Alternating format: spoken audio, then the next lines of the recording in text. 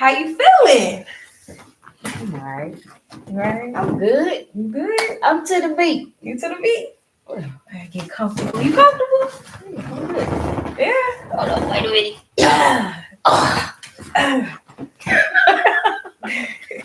What's up, y'all? Welcome to another episode, live episode at that, of Sex, Love, and Vibes. Welcome.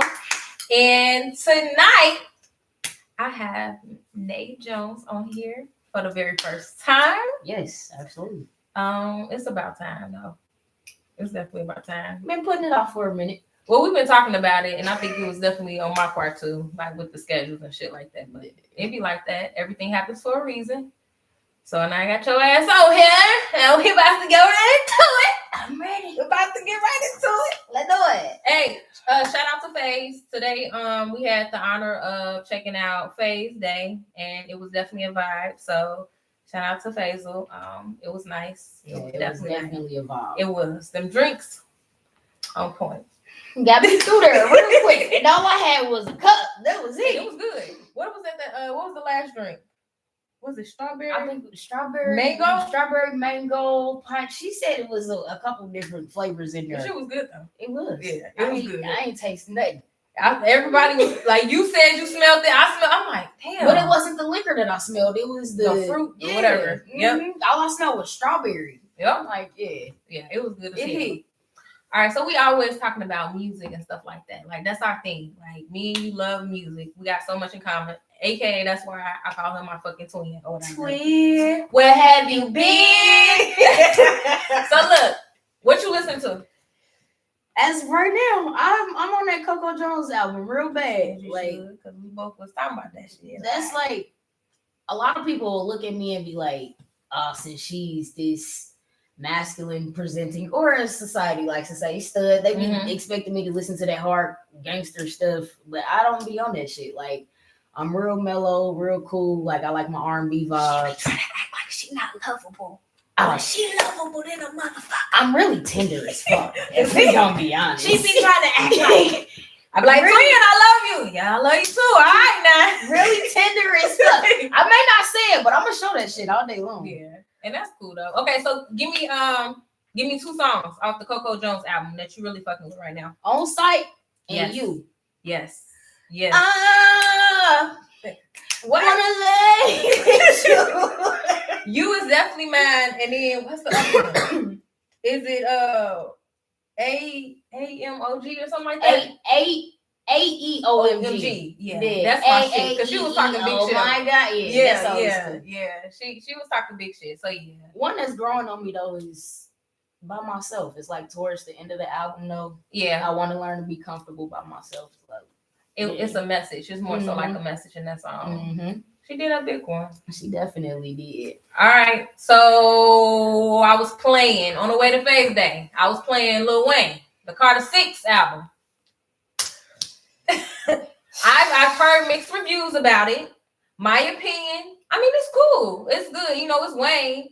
It's definitely different. It's different, but it's like when you damn near 30 years in the game, like it's hard to stay relevant at that point because it's like he getting older, the music is changing, like his lyricism is not as respected as it normally would be. Like you got motherfuckers going around, what the hell, like that shit crazy. It's just times have changed. He just trying to stay relevant, and I seen a review of it. I haven't had the chance to sit down and listen to it, but I'm definitely gonna do it because I mean I'm a music idiot. But they was like they played a snippet and they had some elephant sounds or something in it, and they was like, ever since he picked up the skateboard, he just fell off. But you know, he switched from that rap genre and kind of switched over to pop a while ago. And I feel like it's been a minute.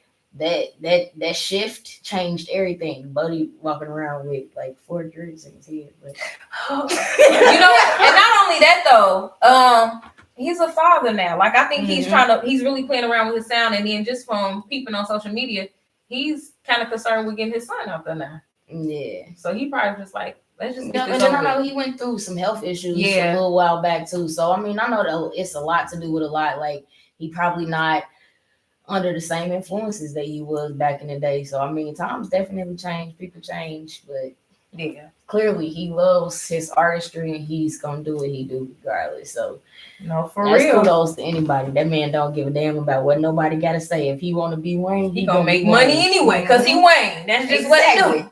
That's just what he do. Still, no matter what, on my top 5. I don't care. Oh yeah, most definitely respect. It's definitely respect. Mm-hmm. All right, parenting.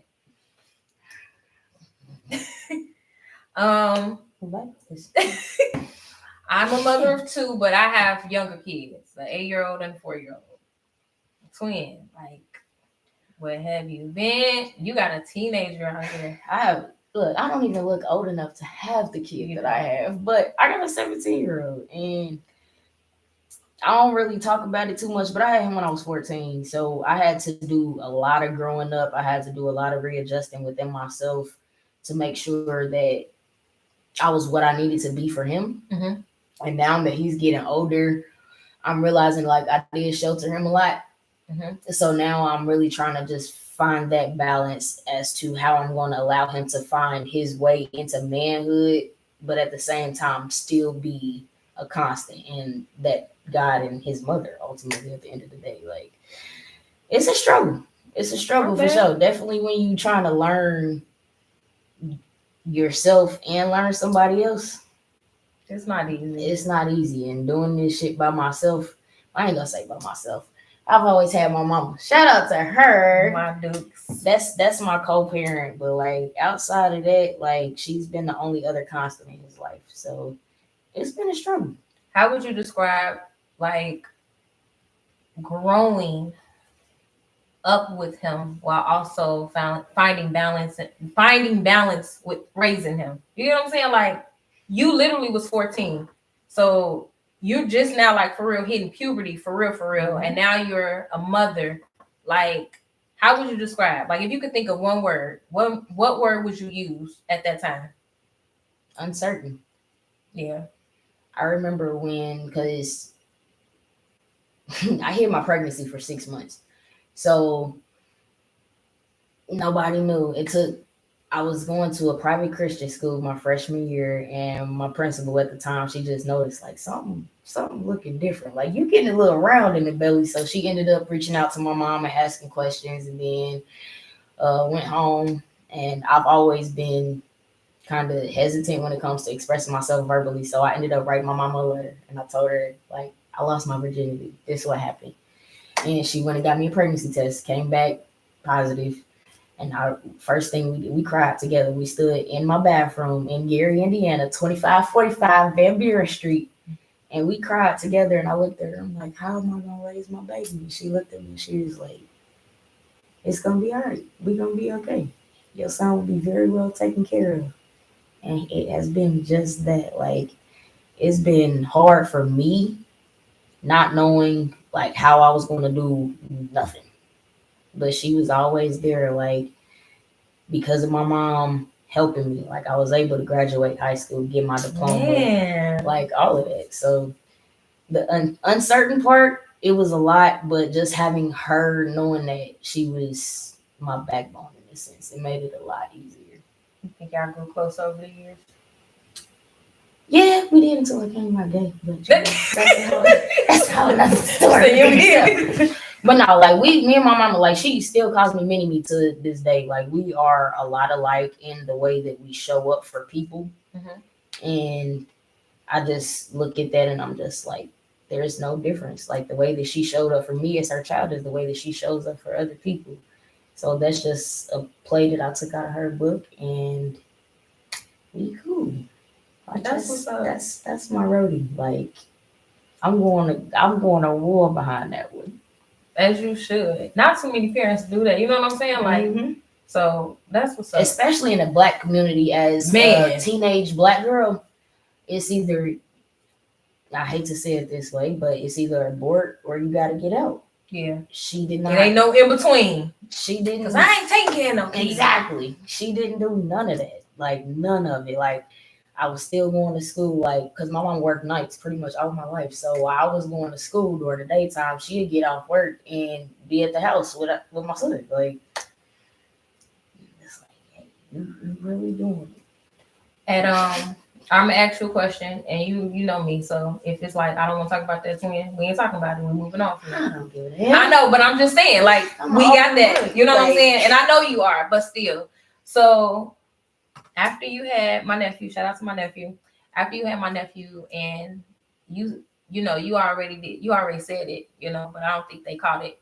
But at what point did you come out with your sexuality? Like this is me, like. So I started messing with girls when I was 17. I didn't actually come out until I was 18. But the way that it happened was so crazy. Like, it's okay. You don't have. No. Yeah, okay. I'm trying to figure out a way to put it. So, my first girlfriend, like, she was raised by her grandma, and her grandma had just passed when we had started messing around or whatever. So she really didn't have the adult supervision and stuff that she was supposed to have at the time because her person was gone. So she had kind of started clinging to me a little bit, and she would always come to my house. At that time, I wasn't even living with my mom. I was living with my sister. My mama had got sick of a whole bunch of shit, and she was just like, you know what? I'm about to put you in an apartment with your sister, and that's that. So I need a break. She was coming to my house, you feel me? And one day, my mama had came, like she had always said I was together, and she had came over one day, and we was in my room, and we was in the bed with the door closed, and she was called me out in the dining room, and she was like, why you always laid up in the room with that girl? So at that point, I'm just like, dang, what I'm supposed to say? I had to tell her that was my girlfriend, basically, and that was a lot. Like, your mom is was she at the time, or is she still at the time? Yeah, like I feel like now, at that time, I was 18. Like, I'm about to be 32 in August. Like, I feel like she still doesn't fully accept it, but she tolerates it because you her baby. Exactly. You her baby. I'm the baby. Yeah. Okay. So it's. Has it been any challenges, like with being a single mother and then dealing with that as well, like with your sexuality? You know what I'm saying? Like, have you noticed like anything? Like, have you had to have certain conversations, like when it comes to that with your sexuality, when it comes to raising your son? Yeah, like definitely. Like, people will look at me and be like, "Oh, well, you're boyish, you're manly, you're this." But at the end of the day, like, if I'm going to be completely honest, I don't identify as a stud. Of course, somebody on the outside, don't like that shit at all. Somebody on the outside will look at me and be like, "Oh, she's a stud," but in my mind, like, I'm just a woman in men's clothes. Like, that's it, because I still have to carry myself a certain way so that my son is able to recognize that feminine softness and all of that. So just because of what I have on does not dictate who I am on the inside. Absolutely. So having to deal with that, and then really taking the time to explain to him, like, there's nothing wrong with you. There's nothing wrong with me. We just a little bit different than what society is used to. But sometimes stuff needs to be shaken up for people to really understand and see, like, we are all human. We're all connected in some way, shape, form, or fashion. And I've always been open with my son. Like, and it was times where when my mom didn't agree with it, like, it would be like she wanted to try to see what she could do to help my son daddy get custody of him and shit like that. Yeah, it got, she could fix it. It got crazy. It got crazy as hell. You're doing a good job. I always say that. I'm proud of you. Like, you be on it. And my nephew amazing. Like, I know he be getting on your goddamn nerves, but he's smart than a motherfucker. Hey, I'm counting down the days. Stop playing. What is Don't start. Well, we have now 320 days. Don't start. Relax. Relax. So he's a teenager. He's 17 right now. What has he taught you, though? What has he taught you? He has taught me how to be patient. Yeah. He has taught me to meet people on their level. He has taught me to always reflect on myself before I try to criticize what somebody else is doing. Taught me how to be a hustler, for sure. Yeah. What are you most proud of? And taught me how to love unconditionally. Man, because they will teach you that. Yeah. Kids will definitely teach you that. What are you most proud of when it comes to him? Stan. I don't know if that makes sense, but like proud of for him or just this. Like when it comes to him, nothing like with you, but when you look at your son and you be like, damn, I'm really proud of him because he such and such. Despite all the odds, despite him being the product of a teen pregnancy, despite him not having a consistent male role model, like he still finds a way to smile.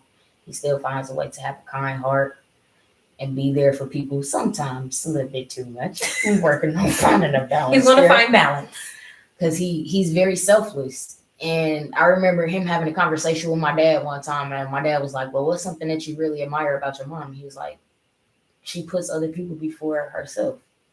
And that I see, like, that is something that he has taken on. So now that I'm in a position where I'm learning how to set those boundaries and have that balance, now I'm trying to teach him how to do that. But he has a big heart. He's very kind. He will give the shirt off his back to anybody, to the point where it gets on my nerves. You give him $100, he gonna go and give 60 of it away. Like, what that sound like to me? Sound like me all day long. It's really crazy. People be sweating me about giving like money and all that, but it's like at the end of the day, if I got it to give, I'm gonna give it, because anytime it just come back tenfold. Yeah. Don't regret what you do for nobody, and that's what I try to teach him. Like, but don't try to get in here trying to ask for shit though. Hell no, don't ask me for a goddamn thing. I got a hat and say don't ask me for nothing. I saw that. Yeah. I saw that. Yeah. Fuck that. Don't ask me for a goddamn thing. For real. Parenting while healing. I know for me, like, I didn't really understand healing and my scars until I started raising kids. Yeah. Cause I'm like, that shit definitely has a way of making you face yourself. My daughter? And you know. Oh, I'm like, and then I call my mom, like, she did such a yeah, that sound like you. No, I didn't do that. Yes, you did. That sound like you. The way she talks, the things she do. And I'm just like, I'm working on healing my inner child. At the same time, I am also raising a child that's mine, that reminds me of my inner child. It's crazy. Yeah, it's crazy. Like, how has it been, like, for you, like, at this moment? Like, where are you at with your healing process?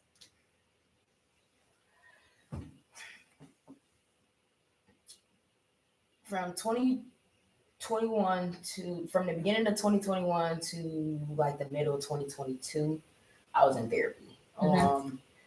So in that time, that year and a half, I worked on a lot of my childhood trauma. So I feel like I have gotten to a point where I'm okay with a lot of the stuff that I've been through in the past.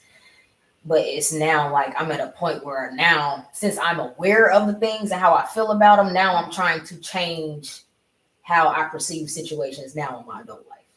Okay. So it's like I'm trying to, like, I'm so used to getting mad and just be like, all right, you know what, fuck this shit, I'm done, get the fuck out of my face. Like, we ain't got shit else to talk about. But I'm learning, like, you can't be like that with everybody, because everybody's not replaceable.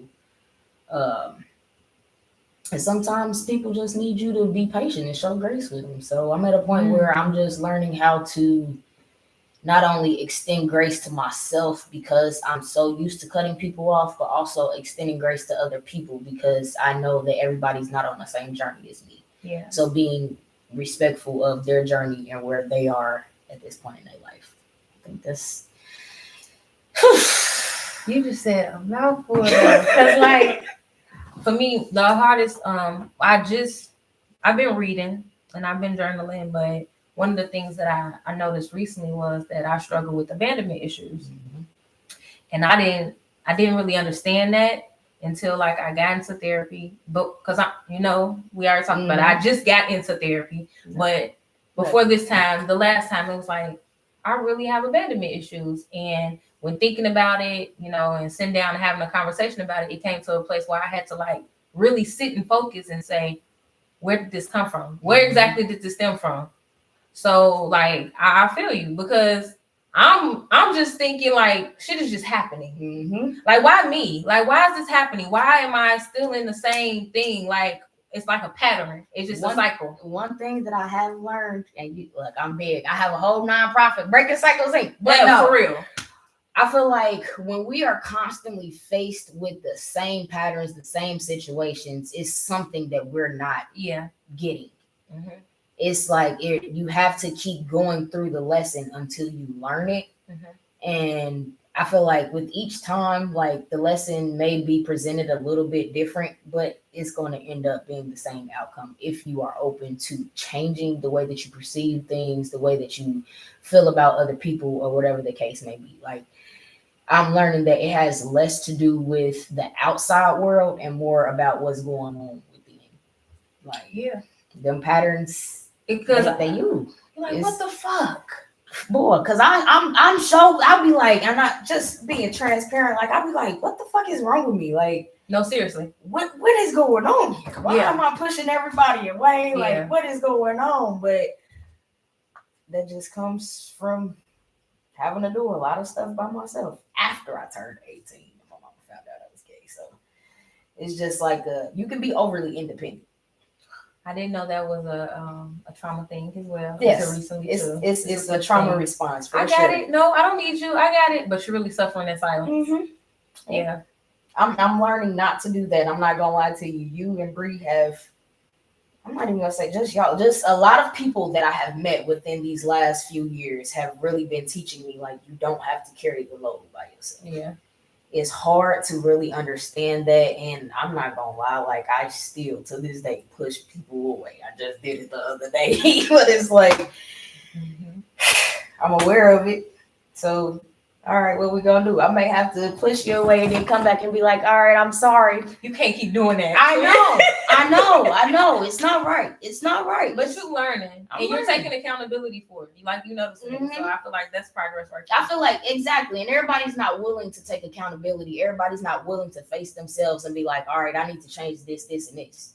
But at the end of the day, in order to get the things that we want out of life, we have to take those moments to self-reflect. Because if we keep showing up in every situation the same, we're going to stay in the same position every time. Absolutely. It's not going to fit. Absolutely. So, yeah. I had I don't know what's the proper term for it, but I know for me, like, my issue was, like, every time somebody left, I felt some type of way. Like, it made me feel some type of way. You get what I'm saying? Like, my first relationship, the first guy I was dealing with, and I was young, but it really had like an impact in my life. Like, it was somebody that I was in love with and I cared about.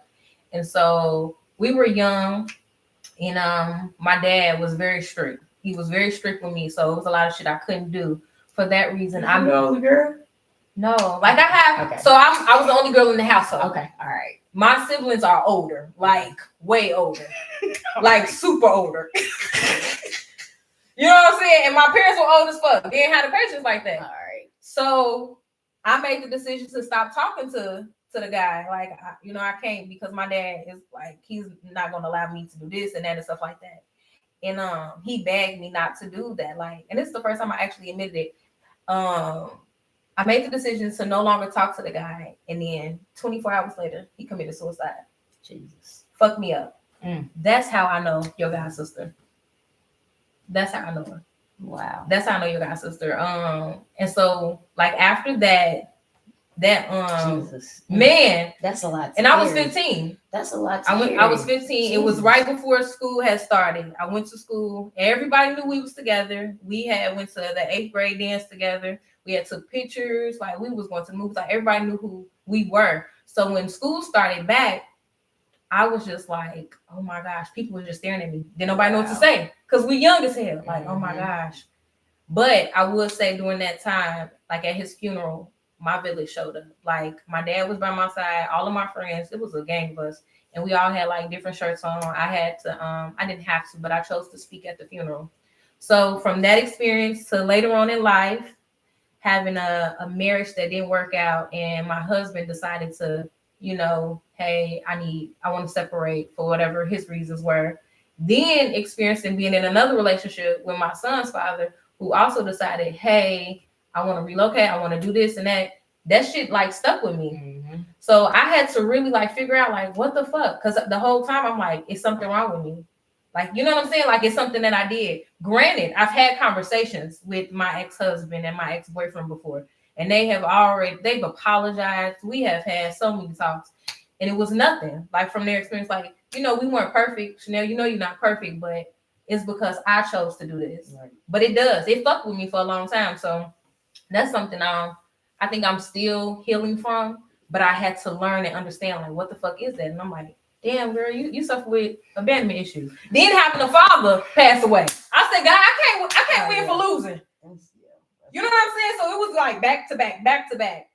So yeah, I had to identify some stuff. So I definitely get it. It's really crazy that you say that, because I never really. One thing I really don't talk about is the situation with my son's dad. Like, I was 14, he was 15, going on 16. You see how I didn't ask you either? And because I didn't know, you know what I'm saying? Yeah. I didn't know, you know what I'm saying? I don't like it. I don't mind talking about it, but it's just one of those things that I have suppressed. So it's just like, it is what it is. But like, when motherfuckers grown, you got that. He cheated on me and got another bitch pregnant. Right. I went through that shit when I was 16 years old. So my son's daddy, he cheated and got another girl pregnant, and then it just so happened that it's the same girl that he's telling me, oh, it ain't nothing. She just staying. My sister just trying to help her out. She just staying with his woo out. And it ended up being something completely different. And I didn't find out that she was pregnant until it was damn near time for her to have the baby. So at that point, that was a time where I'm going through, like, questioning myself, like, well, what the fuck is, like, what is going on? Blaming yourself, questioning. Yeah. And me being a certified lover girl, tender as fuck. On my mind, I'm like, oh, this is forever. We're going to live happily ever after with our baby. Goddamn it. I was fucking clipping toenails and just all kinds of dumb ass shit. It be like that. Fucking, like, what? Like, now you mad. It be like that, though. You're not by yourself. It be like that. I see, like, that was me, like, real. Even though I was young, that was me really putting my heart out there on the line. And for me to have to go through that at such a young age, I shut down when it came to love and relationships, all that. No matter if it was male, female, I don't fuck with niggas now. But no matter who I was with, it was just like that thought in the back of my mind, like, you gonna go off and do some fuck shit, so let me go ahead and beat you to the punch. And then it don't help it that my mom was married with 3 times. Mm-hmm. So I saw a lot of failed relationships. So I just didn't have the faith in none of it. The way you push people. Yep. So that probably it was crazy that you say that. That probably has a lot to do with. Now I ain't trying to push these motherfuckers away. Now they was just going. But I get what you're saying. You know what I'm saying? Yeah. No, I get what you're saying. And that's what I'm talking about. Yep. I just try to beat people to the punch nowadays. And it kicks me in the ass every time. But it's like every time I do it, I take a little piece and I just apply it as I go on. And eventually, those pieces going to come together and that puzzle going to be completed. I'm going to have it together. But it's going to be for the right one at the right time. Yeah. Healing is a motherfucker. Yeah. It really is. It's hard. It's not linear. Everybody be like, oh, well, I'm over this, so it's never going to bother me again. That shit don't work like that. It don't work like that at all. Yeah. I don't believe you're ever 100% healed. I feel like it's always something you're going to have to work on, no matter what's going on. Like, you know what I'm saying? I just don't believe in that. So life is a journey for sure. It is. It really is. Like, you ain't learned about that. That shit is a journey. Now, you already mentioned it before, but just in case somebody didn't catch you know what I'm saying? Nay, she from where you from again? Gary, Indiana. She from the G. You from the G, okay. So what my mama tell me, they call it Midtown. Midtown. So how long you been in that? I moved here my junior year of high school. You're here. Yeah. I've been here since 2009. Okay. Yep. Okay. August of 2009. All right. That shit was terrible. You know what? 2009 was the year I graduated. 2009 was definitely the year I graduated. Yeah. What stood out that year for you? In 2009? That's crazy. Really? I said turning 1. Why you say it was terrible? Oh, just moving here in general? Like I was a junior in high school. Like You growing up, we moved a lot. Like me and my sister, we have sat down and we talked about it. I went to 13 different schools. That's a lot. 13, including first grade through 12th grade is 12 plus kindergarten. That's 13. I went to a different school essentially every year. And if not, then I may have stayed for like a year and a half, 2 years, and then I went to another school. Like it was a lot of change. So my sophomore year, like after I had Isaiah and all that, like I was cool. Like I went to Westside and I had gotten back in contact with a lot of my people that I went to Bailey with, just a lot of people that I had went to school with. So I'm like, you know what? All right, it's all gonna work out. We good. And lo and behold, she was like, "Up, we moving to Indianapolis." And I'm like, why are we doing this? What is the point of this? Like I was really upset. Like I fought that tooth and nail. Like I was talking to my auntie at the time. Well, she's still my auntie, but talking to my auntie, and she was like, "Well, yeah, you can come and stay with me just until you finish high school." But my mama just wasn't going for it. And I used to think like, well, she just want me to move because she don't want me to get pregnant again. But we had that conversation not too long ago. And she was like, "No, that is not it. I just wanted you to have a better opportunity and a better education." Do you feel like since you moved, do you feel like that happened for you once you guys moved, that you had a better education? No, I was miserable. Oh, okay. Like I didn't finally start accepting like the fact that I was here probably until like, let me see, because I have left and went to Milwaukee in 2015. I don't know why I went to Milwaukee. That was dumb. Go from one cold place to go to another. But I just kept trying to get out. Like I didn't accept the fact that, all right, this is what it is. This is where I'm at until I was getting there like 25. Okay. And like even still to this day, I still want to move out of Indianapolis. Like if I'm gonna be completely honest, I had a lot of traumatic things happen to me in Indianapolis. I've been homeless in Indianapolis. It's just a lot of different triggers. Like I'm okay with it now. Like I don't let it dictate or rule how I move. But at the same time, I'm ready for a new environment. You want to move out of Indiana or just Indianapolis? I want to move out of Indiana. Yeah, that's how I feel. I want to go to Texas. Yeah. Yeah. I don't blame you. Yeah, I don't blame you. I feel you. I got family in Texas. Like it's just like I know I won't be by myself. But I'm not rushing it. I said I'm gonna wait until Isaiah graduate because I don't want to put him through the same stuff as far as transferring schools and all that. One more year. If you think for a second you leaving that school, and we're gonna talk about this more afterwards. Like my mama ain't gonna let me do it. I'm about to be in your goddamn suitcase. You thought it was sweet. She ain't gonna let me. Nah, but I do understand why. I get it. I definitely understand why. Like, and then too, like my family, like he knows his dad's side of the family, but my family is really all he knows. So for me to make that move, I would, prior to him graduating, I would be essentially doing the same shit to him that was done to me. Right. And I don't want to do that. Like I am really big on breaking those generational cycles. And I'm just not willing to put him through that.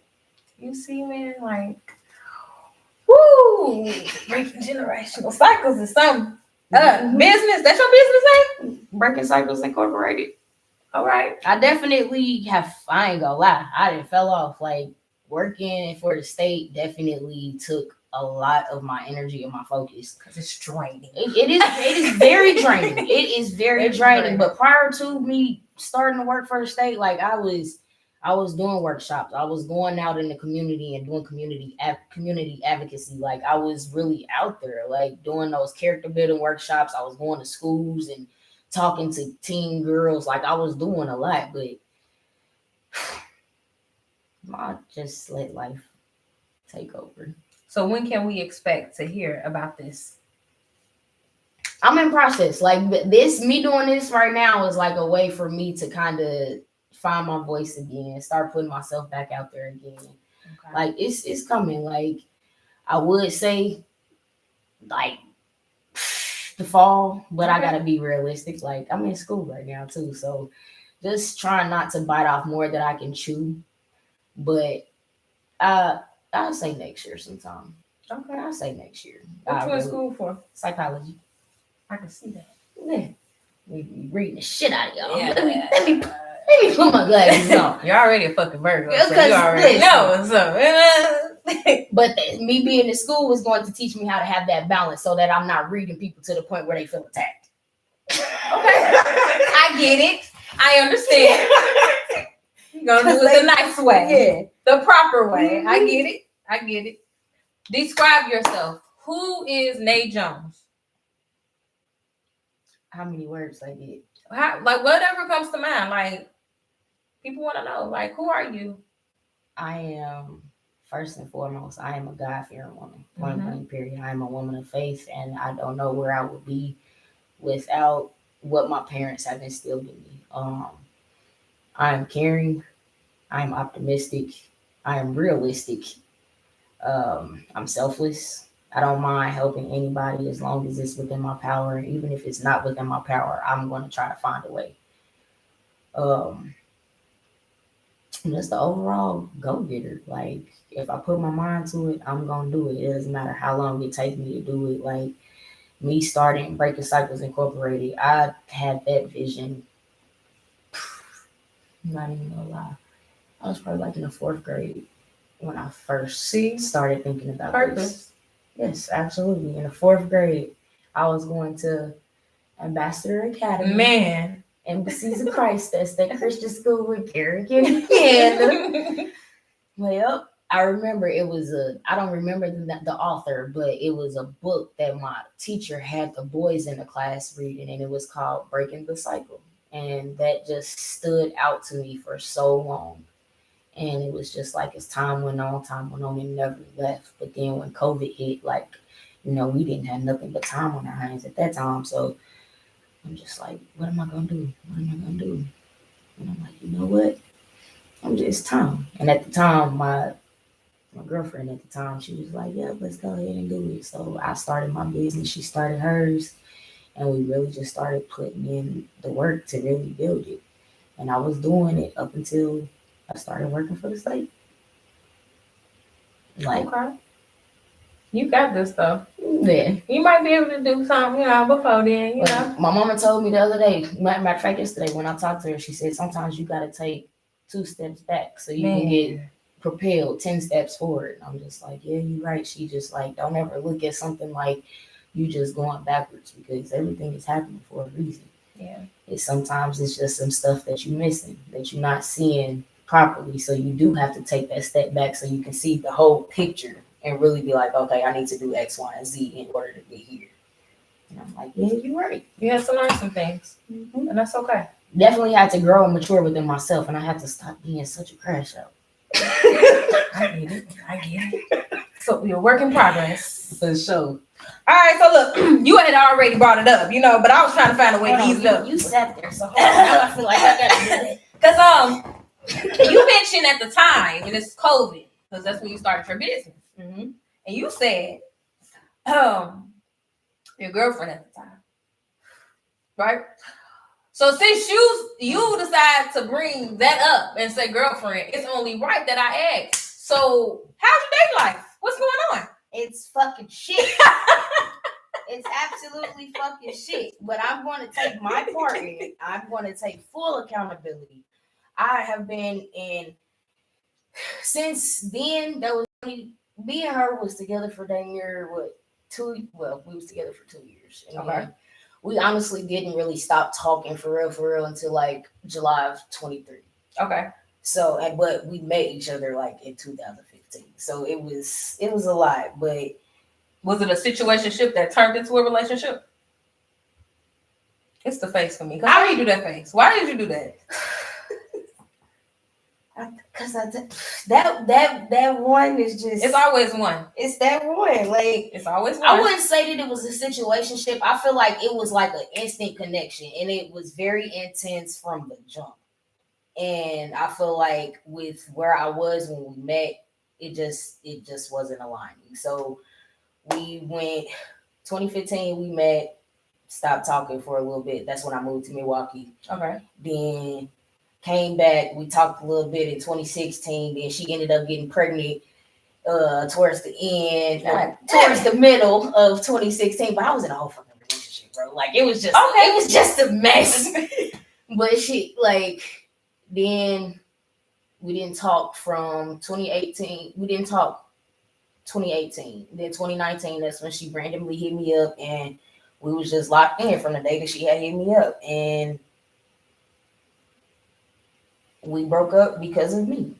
I can honestly say that. Like I was going through some stuff, not really knowing how to deal with it, and me being myself, isolating self.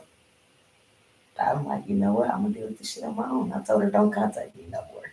Mm-hmm. Instantly regretted it. If I'm gonna be honest, that's probably one of my biggest regrets. Like, I'm gonna let the situation be what it is all day long, but I wholeheartily wish I would have showed up different in that, because I feel like if I would have, it would have been completely different. So now, like, I've been in one other serious relationship since then, and then even still, like, I'm not going to say I was as dismissive, but I spent 2021 to 2024 by myself, learning myself, learning what my triggers are, learning what I'm willing to put up with, what I'm not willing to put up with. So when I got into the other relationship, it was just like, all right, this is what I want. I know what I want. I know how I want to show up. And I just feel like it just wasn't matched to a certain extent. Like, as far as like being there emotionally, I don't feel like it was matched.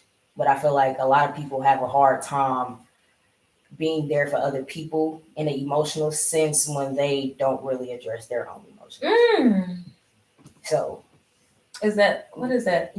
Being emotionally unavailable. Yeah, being emotional. And if I'm gonna be honest, I feel like to a certain extent it's kind of getting to a point where it becomes emotional immaturity, because like we all grown, and I'm not saying that to shade anybody, because like I said, I try to be respectful of everybody's journey and where they are, but if you're not willing to listen to somebody, then what are we doing? Right. Like, you have to be willing. When you're in a relationship, you have to be willing to hear your partner out, regardless of how you feel. You can't try to, like, if they telling you how they feel about something, you can't just be like, oh, well, I feel like you did this or you didn't do this. Like, that's not how it works. And that's not even just in a romantic relationship. Any friendship. In a fucking friendship. Like, yeah, so. And that's one thing that I can't say. Like, I'm really at a point now where I'm just like, all right, I'm just learning how to shut the fuck up. Because people don't, no matter how good your intentions are, no matter how much you want to see somebody flourish and doing well, like, if they're not ready, they're not ready. And like you said, that goes for friendship, relationship. That can be between you and your mama. Like, yeah, if a person is not ready, you can't force them to be ready to accept whatever you may be seeing, even though it may be true or valid. You can't force that on nobody. So I'm at a point now when it comes to love and relationships, I'm just sitting back and I'm learning how to shut the fuck up. So I'm gonna just shut up. I'm gonna just shut up and I'm gonna let you fucking have it. Mm-hmm. That's where I'm at with it. You believe in love? Absolutely. Do you want to get married? Like, what do you see for yourself? I do want to get married. Mm-hmm. I'm tender as fuck. Like, you keep saying that, but you be giving us a hard time when we be loving on your motherfucking ass. I'm tender for other people, but when people be tender for me, I don't know how to fucking accept that shit. That's enough, y'all. That's enough. But I feel like that just goes back to that goes back to childhood. Yeah, stuff. Like, I know. Yeah. I'm not gonna lie. Like, my mama, she told us she loved us. Like, she did all of that, but it was just like she worked a lot. Yeah. She was tired a lot. So it was just like those hugs and all that, like, they were kind of far and few. I never doubted my mama loving me. I can honestly say that. But it was just like that affection part was missing. So when people show me affection now, I'll be like, what's your angle? What do you want? what you really want? For real. I get it. What is your type? What's my type? Yep. What is your type? I had somebody ask me this question recently, and I'm like, "What the fuck?" I'm learning that I 100% have a type. Do you think everybody have a type? Because I told somebody I don't think I have a type. I don't think when I sit and I really think about the people that I have actually like really been interested in, they're all similar. They're short, brown skin. One was not short. Okay, mind you, I said typically. Okay, all right, come on. Typically. All right, come on. That was me branching out, trying to do okay, all right, go ahead. But they short, brown skin, got a little. Oh yeah, she was definitely different then. Got a little weight on them. You feel me? Like yeah, cause she wasn't. When I say weight, I mean I fucking hate it here. But yeah, that's really it. Very surface level, and that's why my ass be in a whole bunch of bullshit. Okay, so that's your type. So me branching out from my type was just me like, all right, my type. I keep getting my feelings hurt. It just don't end up right. So let me try something different. So are you gonna continue to try something different? Yeah. You are? Yes. I can honestly say that, like, regardless of whatever, like, my last relationship definitely opened my eyes for a lot of different things. It was a very, how can I put it? It made me more self-aware, even at a deeper level than I already am. Like, I don't want to put myself in a box because at that point, I could be sitting here drooling over this 5'3" brown skin with fat ass, and over here is this 5'7" light skin that's gonna love me the way that I need to be loved. Like, looks is not everything. Yeah, at all. You in your 30s, that'd be the number one lesson. Yeah, like looks ain't everything. And I ain't gonna lie, I had a very long situationship. Like a very long. What's a long situationship? Like what's the length of that? I met her when I was 19. Okay. We didn't actually try to be in a relationship until I was 31. That's a long situation. Yeah. Yeah. That's a count though. Y'all was young still. I guess it still do count. Yeah. I don't know. Like that's a long time. Like though. That's like legit. That's one person. Like that's the one. No. Okay. Okay. It was the hell for me. They didn't even catch it. Hell. No, but that's one person that I can honestly say really genuinely saw me. Okay. And did not judge me. Like she saw me through my homeless days. Like she saw me through a lot of different things, and that's why I feel like I don't even at this point I won't even call it a situationship now. Like now that I'm grown, like I feel like that's why our friendship has lasted as long as it did. Yeah. Because we had cut like being physically intimate out like a few years ago, and then once we decided that all right, we're gonna try to be in a relationship, we're gonna see how this works. We just did. Something about labels. So then it's just. I think I have commitment issues. She actually told me I got commitment issues. I mean, it'd be a lot of motherfuckers out here that have commitment issues and don't even know it. Yeah. Mm-hmm. Yeah. So. But it's just like when people get too close to me, it freaks me out because it's like you about to see me. You about to see this. Yeah. You don't like being vulnerable? No, I don't. And if I'm going to be honest, I'm in process of, well, I'm in process with Isaiah, like trying to figure out if he's on the spectrum and all that. Mm-hmm.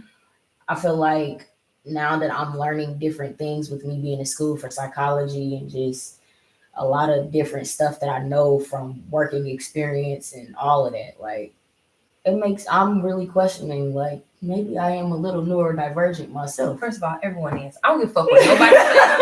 Because there's something wrong with all of us. And don't nobody get on here talking no shit. It's something wrong with all of us. I believe that. Motherfuckers just haven't got diagnosed or don't feel comfortable discussing their diagnosis. Like, I'm not gonna lie to you. I'm like, even when I was little, like I would take one bite of food and I'm going and getting up to wash my hands, and that's how I would eat. Like, wash my hands. Like I would just bust out with random stuff. Like even now to this day, like Isaiah just asked me this morning, why are you growling?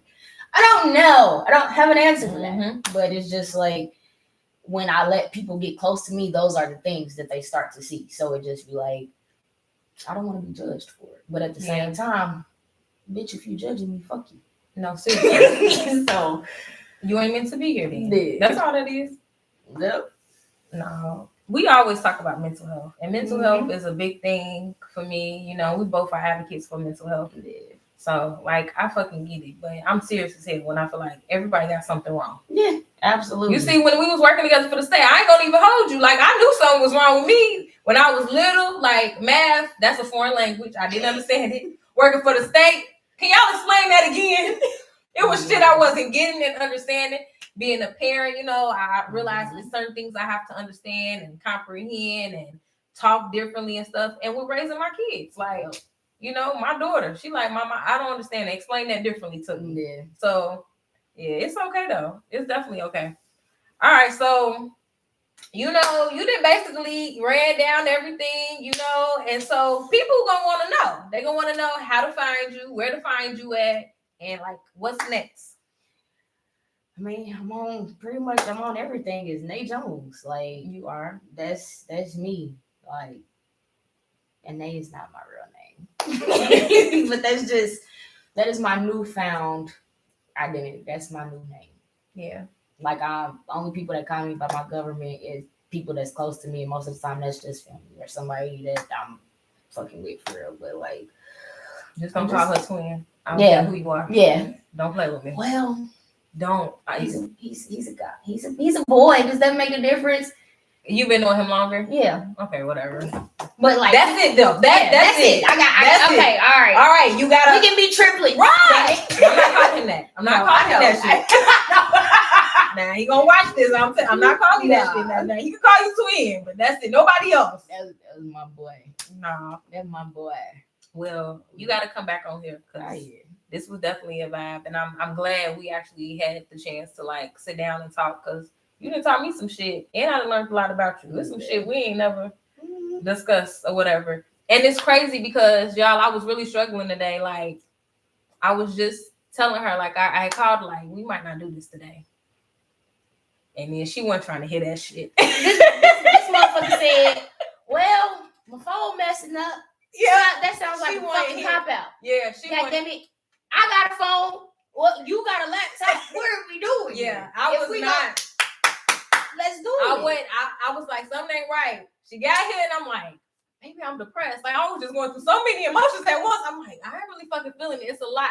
But I've learned that, like, with me being older now, after I leave a place and it's with so many people and I feel so many fucking emotions as an empath, I come back and it's like, I don't want to do nothing. I need my solitude. But I also realized that I needed this today because now I feel better. I learned more about you and shit. Like, yeah, I feel real good. As you should. Like, at the end of the day, that's all I want to do. I just want to help. I just want to be here for people and whatever That was the capacity entire that may country. You sounded so fucking country when you said that. What I say? I just want to help. I just want to be here. I just want to be here for I just people. want to be here for people. That's all. I see y'all. What's up? What is up? I see Chris on here. I can't see none of Juice. that. Yeah, I see. Hey y'all. Any questions? Feel free to send a message. Can you see anything on there? I can't see. People, Look, you see the gut. Look, I'm gonna go all the way. I can see the names and stuff. Oh, baby, I can't see nothing. What age was you when you had my nephew? 14. 14. I was 14 going on 15. Yeah, 14 going on 15. So I do see that one and stuff like that. But yeah, if y'all got any questions, just, you know, send them. I'm going to still be in the chat or whatever. I really appreciate y'all. I'm about to end this goddamn live stream. No, I ain't going to even hold you up. I really appreciate y'all. You want to say something? Definitely. I appreciate y'all for listening to me. I've been holding on to this shit. And good energy. Meet up. Midwest League tomorrow. Can y'all see that? Midwest League, 5860 Michigan Road, Indianapolis, Indiana. Be there. Boy, Be there. You, Midwest League be having No, all I'm the trying good to tell stuff y'all. going on. And if y'all don't follow me, I need for y'all to understand. Now I have tapped in with Midwest League, and I'm doing some work with them. So y'all gonna see my ass there. Y'all gonna see my ass there a little bit more. So yeah, get there tomorrow. Good energy meetup. But Dina, don't say I ain't promote this. Goddamn it, you see that? Be in that thing. With the good energy. With the good energy, you feel me? I appreciate y'all. See y'all later. That was a vibe.